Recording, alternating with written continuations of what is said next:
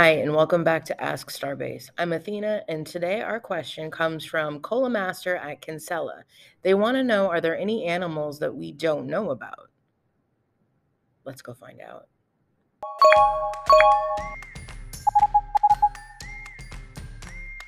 To find animals, we need to know what life needs to survive. It needs liquid water, nutrients, and energy, but how much of each of those can vary a lot from place to place.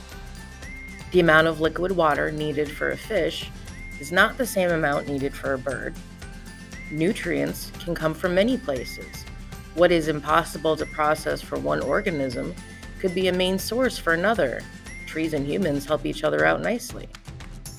Energy sources can be chemical, such as organic, carbon-containing, inorganic, without carbon, or light-based, coming from the sun, for example, or a mix of these.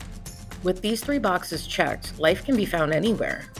According to current results, we record over 16,000 new species of plants and animals each year, which breaks down to about 70 new reptiles, 400 new fishes, 2,000 new species of flowering plants, and 13,500 new invertebrates every year to the world's databases of species.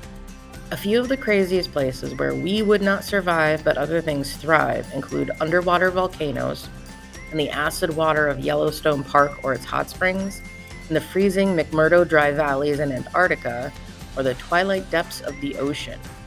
Within the Solomon Islands is an active submarine volcano, meaning it's underwater, which has a whole aquarium worth of life within its crater. There are silky sharks and hammerhead sharks, coral reefs, stingrays, and actual sharkano. The water is so iron-dense and mineral-rich, coral reefs happily grow there, with some fish happily living in them and sharks happily finding their electronic signatures and happily having dinner. Yellowstone Park is a place people love to visit, but the waters by the geysers are so acidic they would dissolve us near instantly and have for some unlucky guests. Can anything else live there? Scientists once thought there was a limit to how hot life could survive at, but the algae that grows in so many colors around the hot springs says otherwise. Algae may not sound impressive, but it is a key part of how life works at microscopic levels. Okay, so what about super cold, Athena? Negative 20 degrees Celsius, or negative 4 degrees Fahrenheit, is the coldest life can survive and still do things like breathe. Unless you're a tardigrade. First known as a water bear, these creatures have been able to survive the ultraviolet radiation of space. They have been found in every extreme setting we have been able to explore and collect samples from. Okay, what about light? Down in the twilight zone, we found a giant siphonophore in 2020 measuring about 150 feet long. You'd think that's hard to miss, but that's an area that's really hard to explore for us. A siphonophore is made up of hundreds to thousands of individual organisms with chunks that are duplicated for a task, and then a different chunk for a different task. If the siphonophore gets up too high in the water, it will burst. It can only survive in the twilight zone from 3,000 to 10,000 feet of water.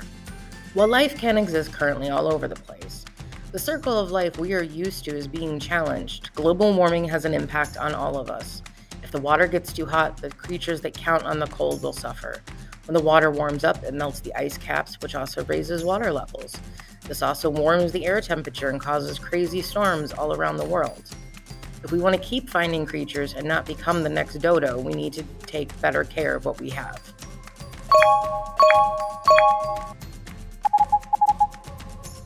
Thanks for joining me, Athena, on today's episode of Ask Starbase. If you have any other questions for us, drop us a line at ask@starbase-ct.com or visit our website at www.starbase-ct.com. See you soon.